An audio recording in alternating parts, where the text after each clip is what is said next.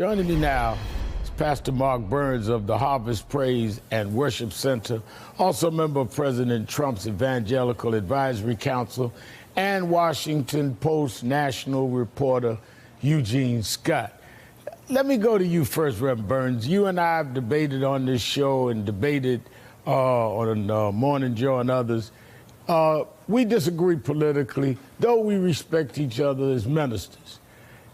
How can evangelical ministers condemn some behavior of a Bill Clinton or others and just keep on giving a pass, not even discussing the behavior of President Trump? I mean, how do you have it both ways? Well, Reverend Al, again, you're right. We disagree politically, but I truly honor being on your show as a forerunner for our people and our nation. But let me just say this. I just think, Reverend Al, and as you and I both can agree, grace abounds. Even for the Clintons, grace abounds. Where was the grace when Clinton was being impeached? Where was the grace then? It seems like grace abounds starting with Trump, according to some of them. Well, no, that's not true. That's not true, because obviously President Nixon was also, President Nixon was also forced to resign, and it was by also members of his own party. It was not on moral issues like this. It was not on personal issues. I mean, well, Eugene, I think that the problem is me and other clergy may disagree on what we consider as sin. But I'm saying the things that they condemn Clinton on and others on, that they condemn, is the very exact same things they pardon this president on. I'm not talking about things that I may say there's nothing wrong with certain things. Things that they condemn is, I think, what's being raised here, Eugene. Absolutely, and I think a perfect example to look at is Pat Robertson, who said that Bill Clinton turned the Oval Office into a sex pen reminiscent of the 1960s. This is the same televangelist who has gone on to say that he's proud of Trump and that evangelicals overwhelmingly support him. I think it's really important to realize, though, that it is white evangelicals that overwhelmingly support the president. The majority of black, brown, and people of color who practice the Christian faith were not on the Trump train originally and remain critical of his presidency, not primarily because of economic issues, but because of character and moral issues. Well, but Reverend Burns, you have been on the Trump train. I mean, the majority of black ministers have not, but you've been on the Trump train, even rung the bell going choo-choo a couple of times. You're there. Do you see anything wrong with the president's behavior? Let's take it out of the sex scandals. With him calling African countries S-hole and Haiti S-hole. With him saying there's some fine people among neo-Nazis. I mean, do you find anything as a minister who's about to preach this morning that you can condemn this president on? Anything?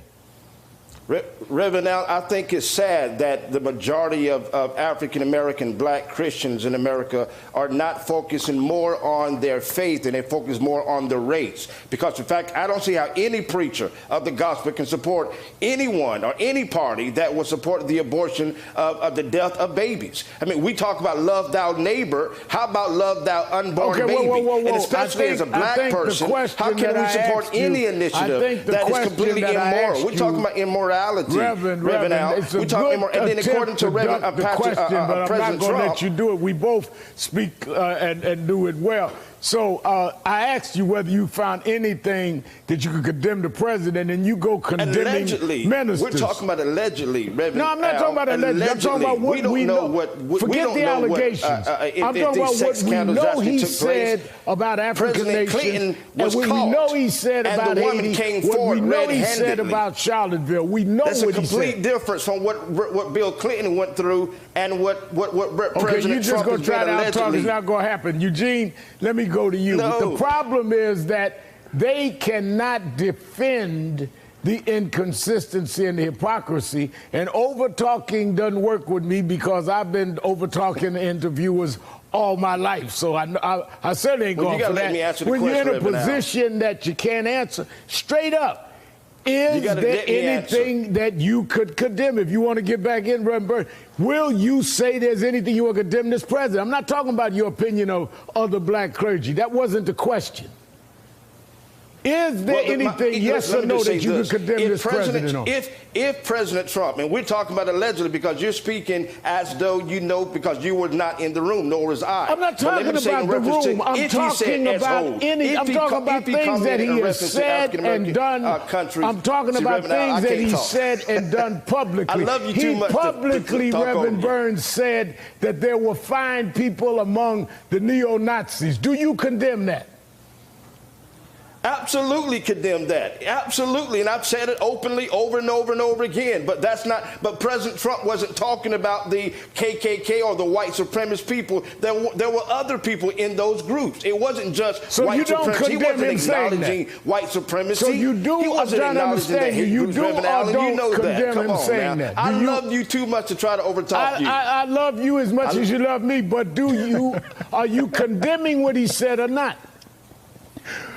I'm condemning the fact that we're not giving the president the same respect that we've given other presidents who is obviously changing our nation. That's what I condemn. I condemn the mainstream media is making about black and white and not about red, white, and blue, green, so that we as a people can rise. I do believe we should be focusing on the fact that jobs are coming back to our nation. But we're talking about whether or not of what we're talking about, and that is that there's got to be some kind of moral consistency, and I think that we can disagree, but we've got to at least agree with ourselves, Eugene.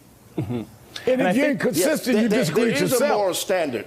There is a moral standard, and if it when President Trump, I'm talking to Eugene, Trump, Reverend, calm down and let Eugene respond. I know it's a hard load you got to carry, but let him talk a little bit.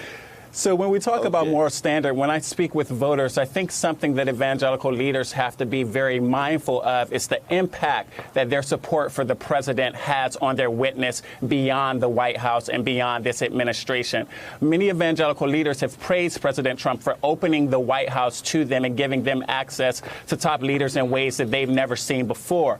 But this could seriously cause the evangelical faith popularity and support from people outside of its tribe, and that should be the priority of evangelical Christians. I'm out of time, but I thank both of you. Pastor Mark Burns, you fought a good fight. You lost, but you fought a good fight.